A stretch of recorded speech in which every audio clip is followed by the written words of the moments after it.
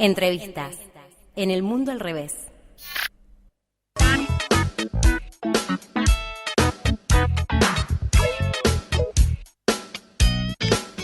Bien, hora de la entrevista aquí en El Mundo al Revés. Recientemente, a fines de septiembre, el Gobierno Nacional publicó lo que son los datos vinculados al gasto en publicidad en lo que fue hasta ahora, en lo que va del 2021. Y esta información fue recogida, fue analizada también por dos investigadores que trabajan a fondo estos temas, que son Agustín Espada y Santiago Marino. Y con este último, con Santiago, estamos en comunicación. Él es doctor en Ciencias Sociales, magíster en Comunicación y Cultura y también licenciado en Comunicación por la UBA. Hola Santiago, te saluda Diana Maraciolo. Hola, ¿qué tal? ¿Cómo están? Buenas tardes. Buenas tardes, antes que nada, muchas gracias por esta comunicación, un placer hablar con vos. Bueno, igualmente para mí. Bueno, comencemos con la nota que publicaban el 30 de septiembre en el diario AER, la que analizan el gasto en publicidad oficial en los primeros 8 meses del año, ¿no? Y en el último mes del año pasado, el 2020. ¿Cuáles son los principales datos de esta información que publicaron? Bueno, los principales datos son, por un lado, cierta complicación en la divulgación de los datos. El gobierno se había conminado o obligado a difundir 2 veces por año los datos, dando cuenta de gastos cada 6 meses, y lo hizo con cierta demora para el año 21. El segundo elemento, que como decías, incluye 9 meses, pero uno de esos meses se corresponde al año 20, con lo cual estamos hablando de 2 presupuestos distintos. Claro. Porque uno lo gastaba en diciembre del año pasado, se gastó con presupuesto aprobado en el 19 para el año 20, y lo gastado entre enero y agosto del 21 con presupuesto aprobado en el 20 para el año 21. Esto es significativo porque se puede plantear que hay un incremento del gasto en la publicidad en ese periodo, que era aproximadamente el 60%, evaluada en pesos constantes, ustedes contemplando la inflación. Pero el problema es que uno de esos meses corresponde al año anterior, y en general el último trimestre del año es un trimestre de aceleración del gasto, con lo cual no sabemos cuánto del total anunciado corresponde a diciembre, por ende no computa para el año 21. La otra cuestión es que no informan, en esta divulgación, no se informa más que los medios que recibieron la pauta, y no se informa quién facturó. O sea, en ocasiones hay una diferencia entre quién recibe el dinero y dónde se pauta la publicidad. Pensemos, por ejemplo, que en ocasiones hay medios que emiten contenidos que son producidos por productoras, por ejemplo, ¿no? Sí. Hay una diferencia central. Y la otra cuestión es que no sabemos qué campañas se pautaron con esos fondos, ¿no? ¿Qué campaña, o cuánto pertenecía a organismos centralizados y cuánto a descentralizados? Esto no es menor por 2 razones que nosotros siempre insistimos con Agustín, que es la primera, estamos hablando de fondos públicos, ¿no? O sea, son dineros públicos que implican, digamos, es necesario que se dé cuenta de modo prístino de sus destinos. Claro. Y en segundo lugar, que es un recurso con el que los gobiernos suelen lubricar su relación con los medios de comunicación. Más allá de que este gobierno en particular, como los últimos en Argentina, está atravesado también por la polarización, se relaciona con medios afines y medios hostiles. De hecho, el grupo de medios que más recibe es un medio muy hostil a la línea editorial, al menos en el periodo estudiado, ¿no? Ahora habría que ponerlo en veremos a esto.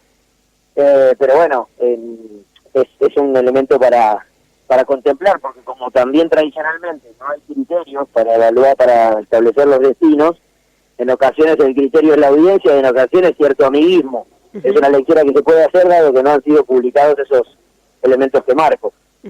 ¿Se puede hablar de grandes ganadores dentro de este reparto así en términos tan tajantes? Sí, pero no sería una novedad. Me parece que sí, ahí están en la nota están publicados los números que implican que el grupo Clarín, yo estoy en la calle ahora y no recuerdo en la cabeza los números, pero creo que llegaba a quedarse con el 12,5% del total de los pesos que se pautaron, y los 2 grupos que le seguían llegaban al 7,5 cada uno. Si sumamos eso, estamos pensando en 3 grupos superando el 30% de dinero de pauta. El otro problema que marcamos es que en términos de ganadores es que los medios de la ciudad de Buenos Aires y la área metropolitana suelen recibir más dinero por pauta que los de las localidades de provincia. Esto tiene una explicación económica. En general la pauta es más cara en capital, Gran Buenos Aires, que en las provincias, pero eso se podría contemplar si se informara la cantidad de anuncios emitidos, ¿no? Para comparar, hubo cierto equilibrio. Bastante ahí sí hay una mejora respecto al año pasado. El año pasado los medios de capital y Gran Buenos Aires se habían quedado con el 75% del total de la torta. Este año bajó al 60%, más o menos. Entonces estamos hablando de como de un equilibrio un poquito más acercado a la figura del equilibrio entre lo que se destina a Capital y Buenos Aires y lo que se destina a los medios de las provincias. Pero en términos generales no hay una novedad en términos de quiénes ganan y quiénes pierden, ¿no? La otra cuestión central es la segregación histórica que sufren los medios sin fines de lucro a la hora de recibir pautas. Claro. ¿Qué tal, Santiago? Te saluda el autor Ceballos, ¿cómo estás? Hola, ¿qué tal? Buenas tardes. Buenas tardes. Sí, te quería consultar por la distribución por tipo de medio o soporte. ¿Qué datos hay para destacar en ese tópico? Mira, a mí me parece que ahí para destacar es la preeminencia de la tele, todavía sigue siendo el medio que más recibe. Lo que pasa es que el informe, recordemos, nosotros tuvimos que construir un Excel a partir de un PDF que difundió la Secretaría de Comunicación Pública. No hay un dato claro respecto de las sociedades o las personas físicas o jurídicas que recibieron esa pauta. Pero en ese sentido, por ejemplo, todo lo que es televisión se dividió entre televisión abierta de Buenos Aires, que son 6 señales o 6 canales, la TV Pública, Canal 9, Canal 11, Canal 13, América y Net TV, la señal de perfil. Y por otro lado se distinguió a los canales de cable y del interior del país, como si eso fuera lo mismo, digamos. Claramente no lo son. Pero bueno, en cualquier caso, si sumamos esos dos rubros, tenemos a la televisión como lo que más recibe. Ha crecido mucho Internet y vía pública, crecieron contra el 20, digamos, ¿no? Si uno lo compara con el 20, claro. Es esperable que en el 20 hubiera muy poco de anuncio en vía pública, porque durante muchos meses la recomendación era quedarse en casa, entonces supuestamente no había mucha circulación de personas que observaran anuncios en la calle. Y el otro elemento para destacar es que se está equilibrando la balanza entre lo que reciben los portales de noticias de los diarios que existen en papel con lo que reciben en papel. Yo creo que el próximo año posiblemente ya esa balanza se desequilibre en favor o en beneficio de los portales digitales, ¿no? Con lo cual lo otro que nos permite llamar la atención es pensar cuánto se sigue pautando en diarios, a pesar de la caída brusca que han tenido los diarios en papel. Es una tendencia que venía con el tiempo, que se aceleró drásticamente la pandemia. Ustedes lo podrán confirmar, pero los diarios de Buenos Aires, que son vistos como nacionales, pero que en realidad son porteños en términos de sus contenidos y de dónde se producen, claro, pero circulan nacionalmente, durante la primera mitad del año pasado dejaron de circular en las provincias. O sea, no se mandaron más porque hubo pocos vuelos, etcétera. Con lo cual ese es un indicador de cuánto bajó en la circulación la prensa diaria, papel, y sin embargo no cayó en esa relación en términos de lo que recibe de pauta. ¿Y hay relación, Santiago, en cuanto a los medios que son más leídos, más vistos, más oídos, en cuanto a la cantidad de dinero que reciben? ¿Hay correlación en eso? Hay una relación, sí. De hecho, uno podría pensar que los medios del Grupo Clarín son los que más reciben, y cuando uno observa en televisión abierta, Canal 13 es el segundo canal más visto, en señales de noticias pelea con C5N en ser una de las señales más vistas, la señal del Grupo Clarín TN, en Radio AM todavía sigue liderando el Grupo Clarín con Radio Mitre y así. Ahí hay una relación. Entre los primeros 10 grupos de medios está Viacom, entre los que más reciben, que es el dueño de Telefe, y de los 10 canales que hay en distintas localidades de provincia. Santa Fe es una de ellas, ¿no? Con lo cual uno ahí pensaría en que eso tironeó en favor de esa ubicación, de esa relación por la que me preguntás. Pero por otro lado encontrás el caso del Grupo América, que recibió la mitad del total de lo que se pautó por canje de deuda. Ese es un ítem difícil de explicar, pero muy relevante. ¿Podríamos hacer el intento? Tienen deuda con... ¿Cómo? ¿Podríamos hacer el intento de explicarlo? ¿Cómo sería el tema del canje de deuda, Santiago? Sí, bueno, las empresas de medios que tienen deudas con el fisco, que pueden ser deudas por aportes patronales de sus trabajadores u otro tipo de deuda, Ajá. tienen la posibilidad de la gestión de canjear una parte de esa deuda con pauta publicitaria. Ajá. Esa canje se vino reduciendo en su incidencia en la cantidad de medios que están canjeando deuda por pauta, pero por ejemplo los medios del grupo Vila Manzano o Velocopit canjearon la mitad del total de lo que se canjeó con deuda. Uh-huh. La otra mitad quedó canjeada por Supercanal, que es una empresa de cable que era de ese grupo y que fue vendida a mediados del año pasado al grupo Cargill, entre otros.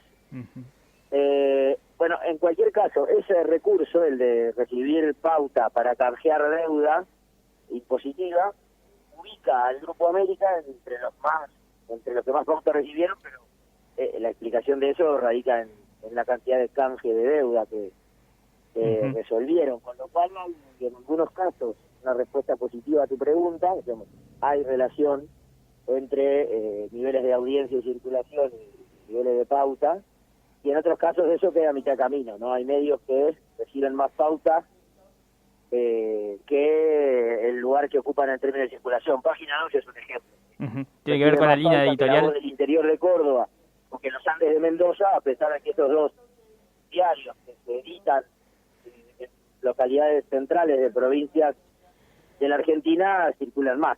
Ajá. ¿Y lo asocias con una cuestión de coincidencia en la línea editorial del gobierno con por ahí esos medios?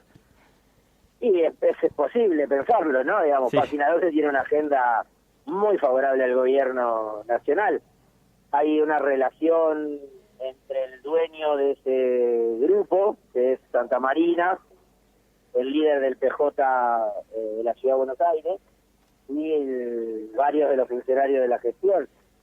Uh-huh. Eso no es nuevo, de todos modos, ¿no? Página no tenía ese vínculo en la gestión de Cristina Fernández, pero sí tenía afinidad ideológica y recibía más pauta de lo que circula. Uh-huh. No es el único medio, pero es un ejemplo concreto, ¿no? Uh-huh. Santiago, a nivel más general, ¿no? Ya hablando, ¿qué balance se puede hacer, si es que se puede hacer, de la gestión de Francisco Maritelo, y también qué expectativas tienes con la llegada de Valeria Zapescioni a la Secretaría de Medios? Mira, así como cada vez que yo escucho hablar de pospandemia llevo mi mano a la billetera, porque siento que me están por robar. Uh-huh. Viste que ahora se están prometiendo muchas, no sé, hasta cursos en la universidad, que se pensemos tal cosa en la pospandemia, y bueno, me parece demasiado temprano. Sí. Bueno, cada vez que me piden o que alguien ofrece un balance y omite que estamos atravesando la pandemia, también llevo mi mano a la cartuchera, ¿no? Claro. Entonces, ¿por qué digo esto? Porque es imposible analizar cualquier aspecto de la gestión de Alberto Fernández omitiendo que fue una gestión que al día 99 estuvo afectado por el coronavirus. Uh-huh. Entonces, teniendo en cuenta ese primer elemento, yo creo que hubo algunas intenciones que el proyecto de Meritelo en la Secretaría tenían y que no lograron consolidarse porque la pandemia lo impidió. No sé, ¿qué sabemos de lo que quería hacer respecto del Centro Cultural Kirchner, por ejemplo? Y poco y nada, porque Uh-huh. no se pudo visitar para casi nada durante este periodo. Claro. Digo, pensando en algo que podría ser hasta poco polémico, ¿no? Digo, se iba a pensar como un ámbito de difusión cultural, un ámbito para visitar, como un museo, etcétera. No lo sabemos, o sí lo sabemos, pero no se pudo implementar. Uh-huh. La relación con los medios me pareció que tuvo sus oscilaciones, hubo una relación bastante cercana y fluida, sobre todo al inicio de la pandemia. Recuerden, por ejemplo, la tapa celeste de todos los diarios Sí. que eran en Argentina, con aquel título de "A este virus lo frenamos entre todos", el primer domingo de la cuarentena estricta. Sí, sí. Y luego me imagino que habrán quedado algunos aspectos a mitad de camino por cuestiones políticas con minúscula, ¿no? La disputa, estamos frente a o estamos en un contexto de un gobierno de coalición, y hay como compartimentos estancos en la gestión, quizá también en el área de la comunicación, y un proceso que se demoró de reconfiguración de las señales de TV del Estado, ¿no? También por lo que tuvo que hacer el Estado en la pandemia. Por ejemplo, para mí hubo una reacción positiva y muy veloz de usar los espacios televisivos del Estado para el programa Seguimos Educando.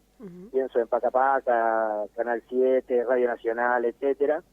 Pero eso es una reacción frente a la emergencia, ¿no? Ahora estamos viendo en parte lo que se quería hacer o el desarrollo de una política integral desde esa secretaría.